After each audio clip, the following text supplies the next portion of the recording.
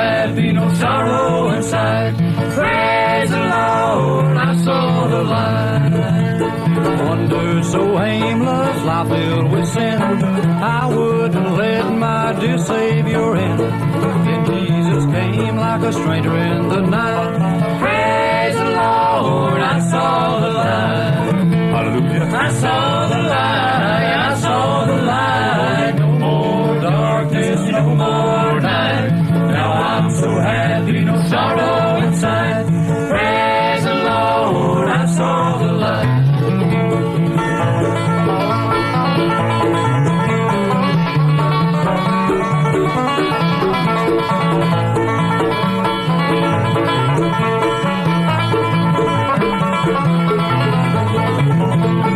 I was a fool to wander astray. Straight is the gate and narrow the way.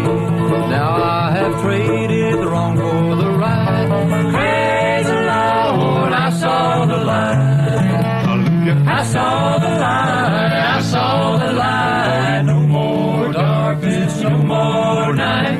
Now I'm so happy, no sorrow inside. Praise the Lord, I saw the light.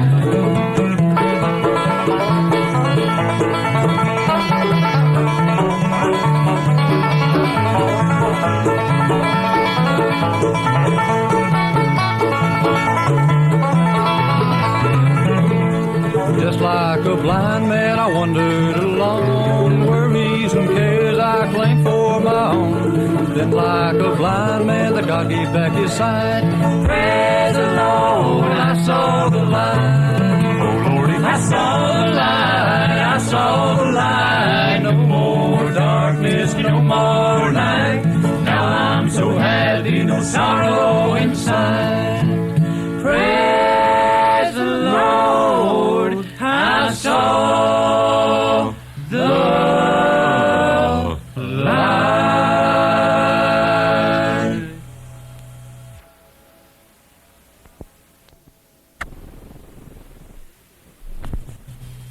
WKCR FM, New York.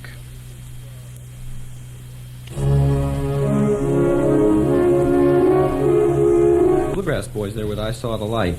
Right now, since we are just about at the half-an-hour mark, if our timing here is correct, I'd like to remind you you're tuned to WKCR FM in New York City at 89.9 on the FM dial, the voice of student radio at Columbia University in New York.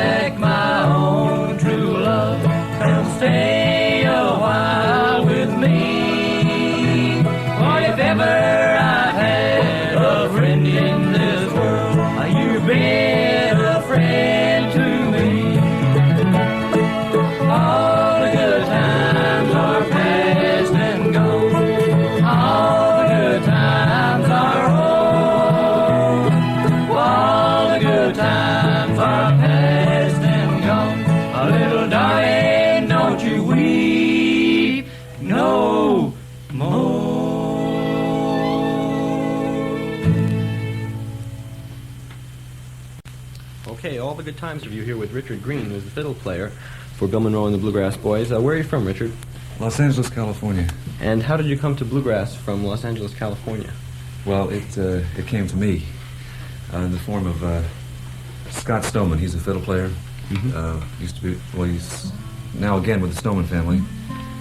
And he happened to stay at my house for a few days, or a few weeks, and instilled that thing into my blood.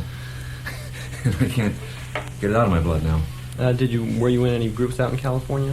Not bluegrass groups. They were. Oh, I was in one bluegrass group just before I came east, but that was just for about a month. Why did you come east? To join the Greenbrier Boys. Aha.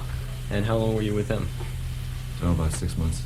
And from then on, it was with Bill Monroe and the Bluegrass Boys. Right. I see. How did you manage to get into Bill's band here? Well, there was one date. Didn't happen to have a fiddle player, and Ralph Rinsler knew of me and called me. Happened to be in New York and asked me if I'd do the show with Bill, which I did. And that started it? Yeah. Okay. Richard, I heard you last Wednesday night at the Gaslight on the opening night here with Bill. And, well, I must say that I was rather impressed by your fiddle playing. The audience seemed to like it pretty well, too. And one of the reasons seems to be, well, apart from your tone and everything, you seem to have one of the most far-out inventive styles on the fiddle that I've heard recently. And I was wondering how you developed that style. If you can possibly put it into words. Well, I'll have to contradict you just a little bit in order to answer that question. What may seem like inventiveness is actually a way to cover up a certain lack of knowledge I have about some of these songs. I really don't know them all as well as I should, and when I'm playing a tune that I don't know, the best way to cover it up is to do what they call the improvising, which I hope to get away from as soon as I have time to learn all these songs.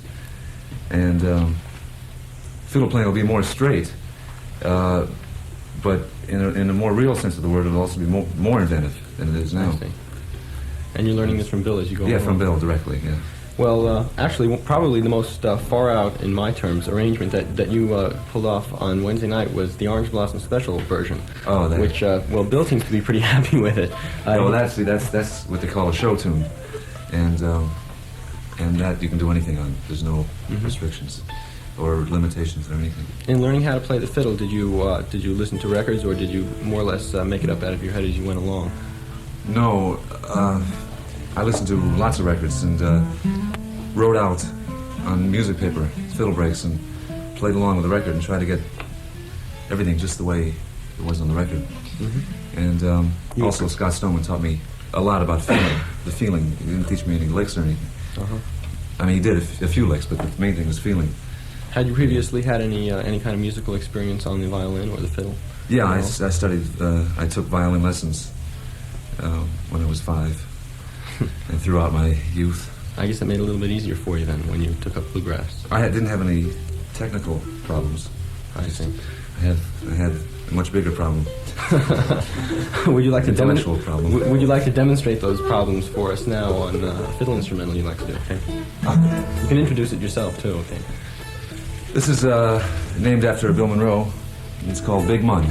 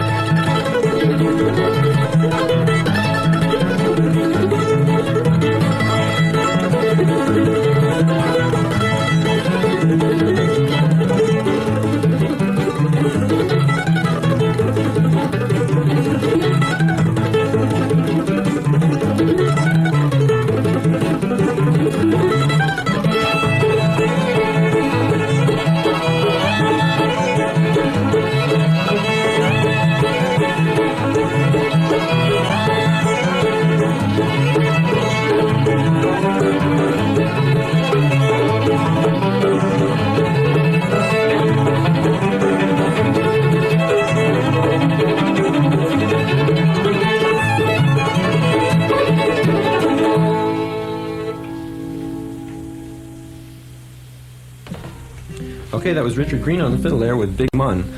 Bill, I understand that you have a new album coming out pretty soon. Oh, that's right, we do have. That's on what label? That's on Decca. Right, just for the record, we have to have that.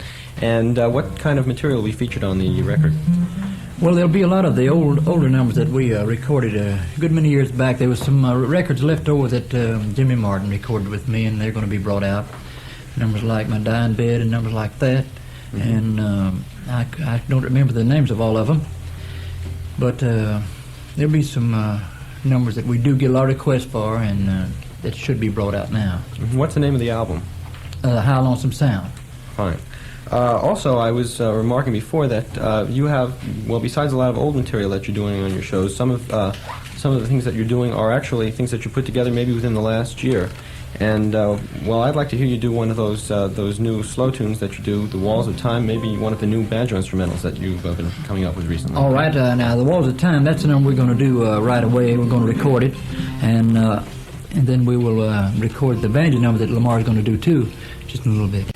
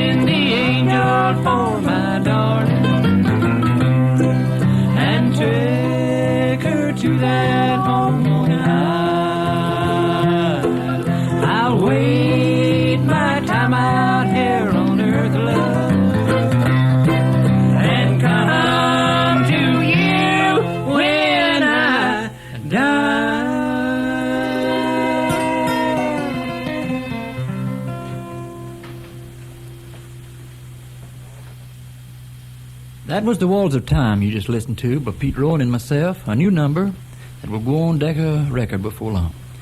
And now, we want to call Lamar up to the microphone here to do a new number that we are going to record in a short time, entitled Crossing the Cumberlands.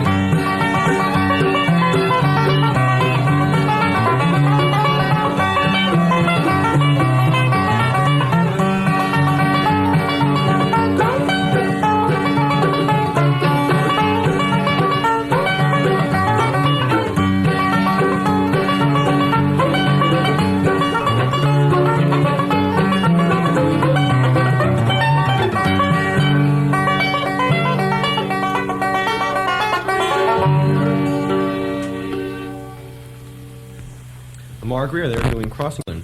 Well, we're going to call James Monroe, otherwise known as Jim, over here to the microphone. He's been sitting on the sidelines watching the band play because his bass is down in the Gaslight Cafe, and he hasn't brought it up here.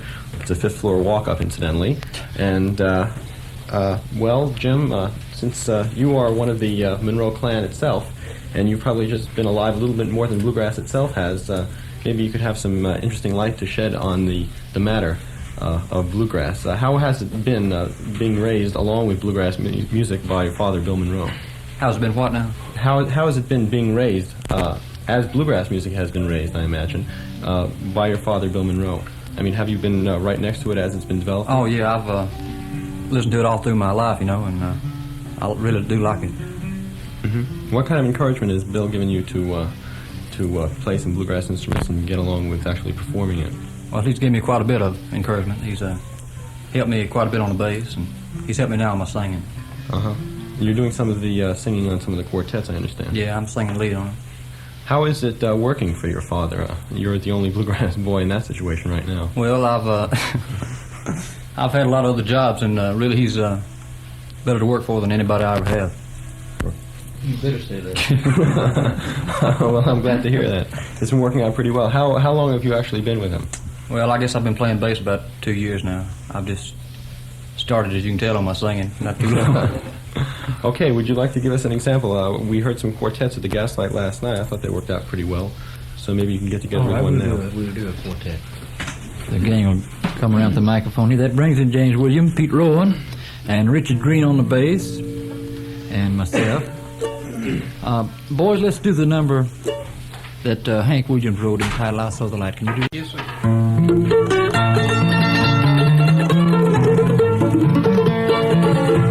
I saw the light, I saw the light. No more darkness, no more night. Now I'm so happy, no sorrow inside. Praise the Lord, I saw the light. Wonder so aimless, life filled with sin. I wouldn't let my dear Savior in. Then Jesus came like a stranger in the night. Praise the Lord, I saw the light. Hallelujah. I saw the light, I saw the light. No more darkness, no more night. Now I'm so happy, no sorrow inside. Praise the Lord, I saw the light.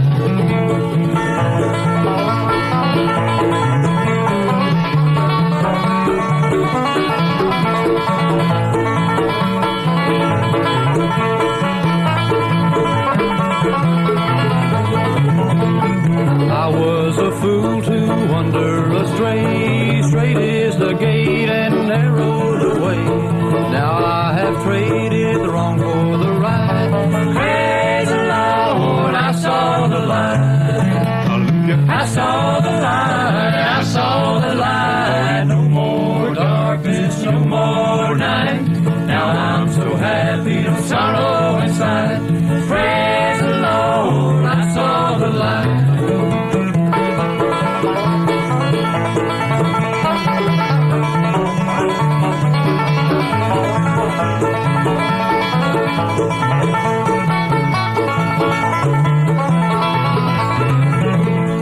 Just like a blind man, I wandered along. Worries and cares I claimed for my own. Then like a blind man, the God gave back his sight.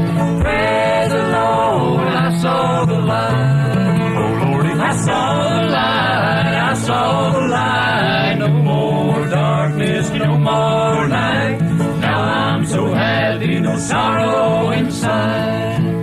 Praise the Lord, I saw the light.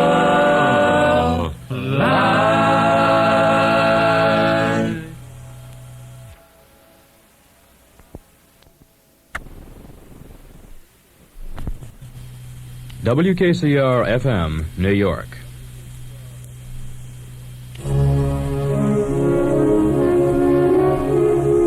Bluegrass boys there with I Saw the Light. Right now, since we are just about at the half-an-hour mark, if our timing here is correct, I'd like to remind you you're tuned to WKCR FM in New York City at 89.9 on the FM dial, the voice of student radio at Columbia University in New York City. And right now, we'd like to call the head of the show, more or less, for at least this week, Bill Monroe, over to the microphone, and I'd like to ask him a couple of questions. It seems that you have a pretty good new band here with you. I haven't gotten to hear it in exactly this combination until just now, and a lot of good, fresh, young blood, and you're getting to sound pretty good. What are some of the things that you expect from the boys? How do you like them to play so that you get the right sound out of bluegrass? Well, I expect them all to get in there and work, and everybody pull for each other, you know. And of course, we have to have all 5 instruments has to get in there and really play right, you know. Takes a good fiddler and a good banjo player and a guitar man and bass man and somebody to play the mallet. Mm-hmm. And we got a pretty good group here, I think. Some of the boys hadn't been with me very long, but the time they're here, I'd say 6 months, they'll really be doing it all right. They'll be playing bluegrass music. Okay, how is it that you think that that the various instruments should play? I mean, each one has a separate part in the band, and each fulfills its own function. What is it that, say, the fiddle does that the other instruments don't do that are most important for it to fulfill? Well, I've always figured a fiddle to be the lead instrument, you know, and of course he takes most of the melodies, I guess, then if I'm a singing, a solo, or we've got a duet or trio going, he'll back up the singing, with maybe some filling stuff, or might be playing some harmony along with it too, Richard is not exactly one of the typical fiddlers that you had with you. How have you been bringing him along to play in the bluegrass style? Well, Richard knows a lot about bluegrass. Of course, he could stand some more learning with it, but and I'm going to do my best to help him all I can, And what he is a little short of, is knowing a lot of the old-time fiddle numbers, I think, the way they should be played, that know the melody all the way through. And, of course, a lot of the songs, he plays them fine. And I think he'll tell you himself that maybe he don't know some of the fiddle numbers. It's a job to know all of them, And give him some time. Okay, I think we will. How about Lamar on the banjo? Well, Lamar's coming along fine. He's been with us, I'd say, about, how long, 6 or 8 months or a year, something like that? It's been about that, Bill. And he's learned to leave out a lot of stuff that I don't want, That's been my big problem since I've had bluegrass music, or been the head of it, to keep out the stuff that I didn't want in it, That's been his bigger problem, is to get him to play, what I really did want. And so Lamar has discarded a lot of it. For the time being, he's got a lot of fine ideas that he brought from Washington, D.C. down to Nashville, that he's going to start adding them just a little as we go along, a little later. When he gets really the foundation of bluegrass music and really goes to driving that banjo, and he's already begun to let it ring, he'll be all right. What are some of the things that you mentioned before that you think should be kept out of bluegrass music? Well, real hot licks with the fiddle don't need to be in it. You don't need drums in it. You don't need a dobro in it. And a hot guitar, you don't need that in it. What exactly do you think is the reason for those not being in it? It just doesn't produce the right sound, or is it something else? Well, it gets back to brass, hot lick, if it's done in the bluegrass style, that's fine. And but it's kind of hard to keep it that way. Bluegrass, the hot music in bluegrass just goes out so far, and you can run it out too far, if you just keep fooling with it on a banjo or fiddle or mandolin, either one. Bluegrass music has stayed pretty much the same since 1945, when it was actually more or less formed in its pretty close to present state. But you certainly have brought along some changes since then. What do you think are some of those that you've added to bluegrass? Well, bluegrass was formed in '39. Of course, we added a banjo in '43, and that gave us the old-time style, the old-time sound, of a banjo. Bluegrass music was formed back in '39, and all we done was add the 5-string banjo. And when there wasn't hardly any around, of course, I used string beans. He done comedy, and I wanted a comedian in the group. And then a touch of the banjo. And following string, of course, we had Earl Scruggs, and he had the 3-finger roll, and that gave us a boost with the bluegrass. But as far as it forming in 45, it was formed back before that. What since 1945 do you think you've added to the bluegrass style? Well, I've brought in different ideas, each year. Different notes, that I can remember, and with fooling with music for so long or studying it, you can hear things that needs to be put into it and brought into it, and a different way of, and maybe letting the guitar do some runs, that would be original now. And with the style that Richard has with the fiddle, that'll give us a boost too, you see. And I have used that through the years.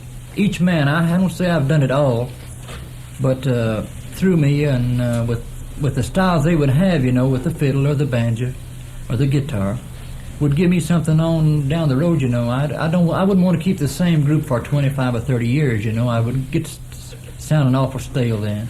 I see. And I want new blood as I go along. Well, you certainly have it now. People have been asking me personally my own opinion on this subject. They're interested in knowing the answer to this question.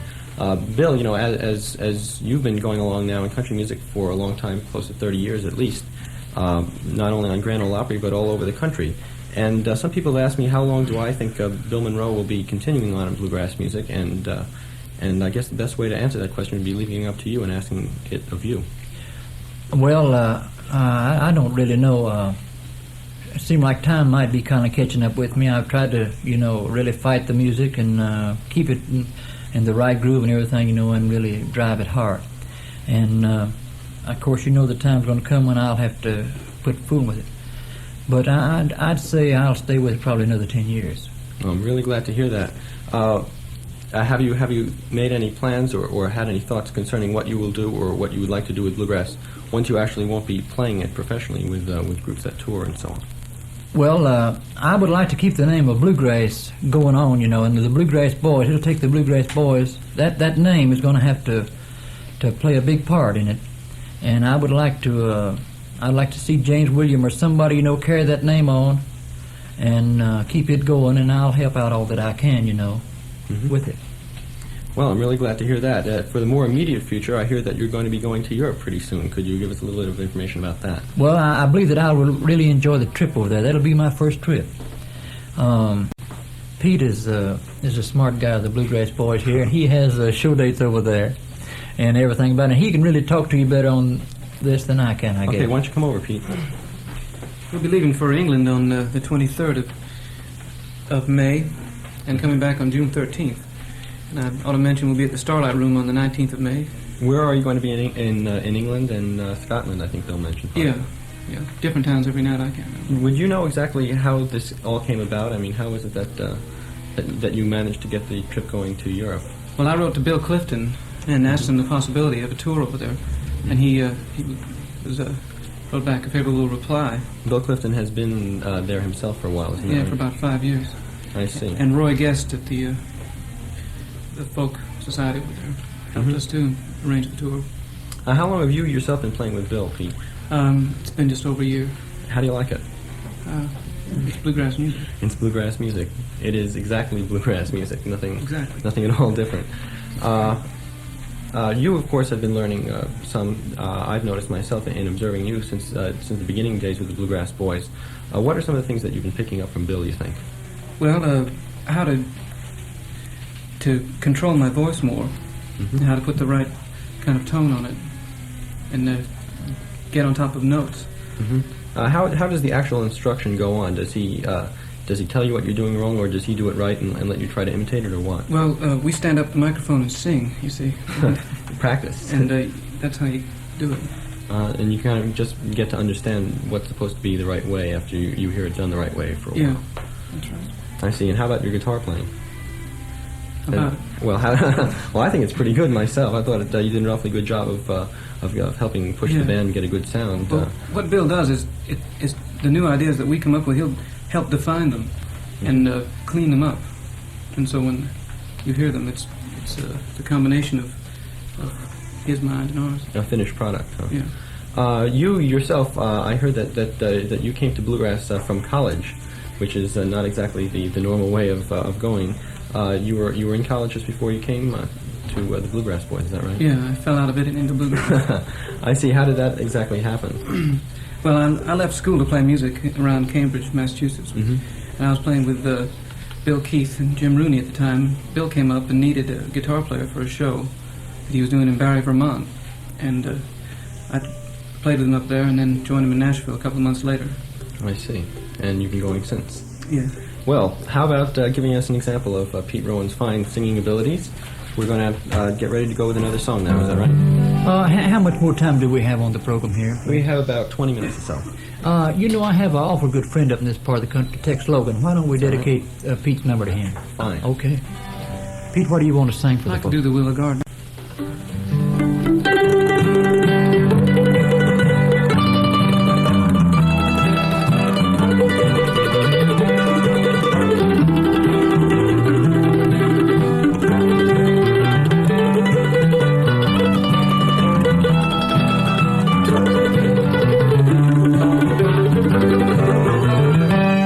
Down in the willow garden,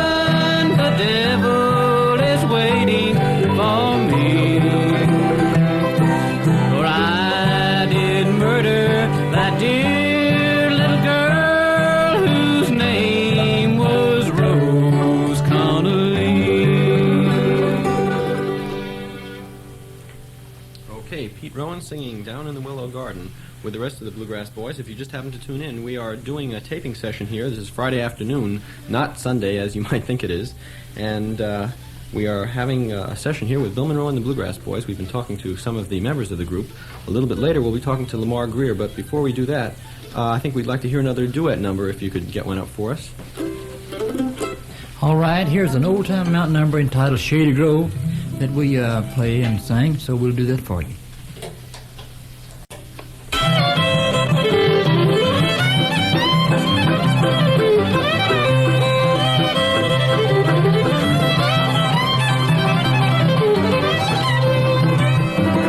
Coffee grows on white oak trees, the river flows with brandy, the rocks on the loca with the gold and the girl is within candy. Shake up my little miss, shake up my darling, shake up my little miss, I'm going back to Harlan.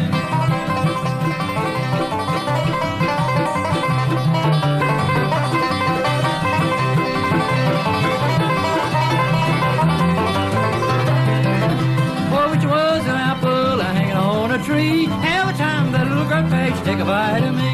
Shake up my little miss, shake up my darling, shake up my little miss, I'm going back to Harlan.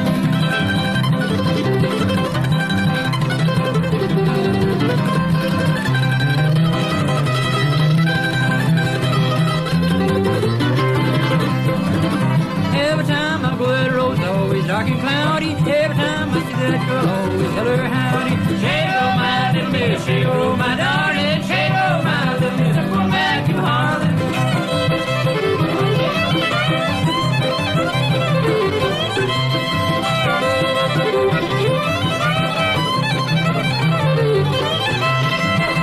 Shake up my little miss, shake up my darling, shake up my little miss, I'm going back to Harlan. Shady Grove by Bill Monroe and the Boys. Now we'd like to call Lamar Grier over here. And here he comes staggering over here. He's been having a rough time here. That song was a little rough, yeah. Having to play all this bluegrass music with Bill Monroe.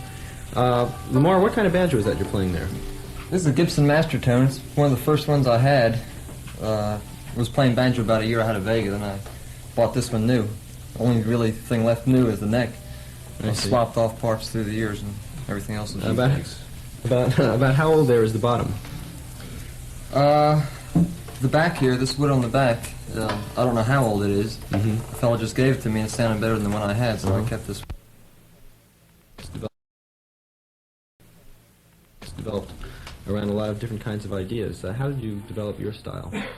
Well, I could say, I guess it developed from the Scruggs pattern. That's how I first learned to play almost. I don't think he realized it, but he taught me how to play banjo. Did you get that from records or from... Just from records, yeah. Were there any actual influences around your area that you happened to hear, or... Well, Don Stover was down in Washington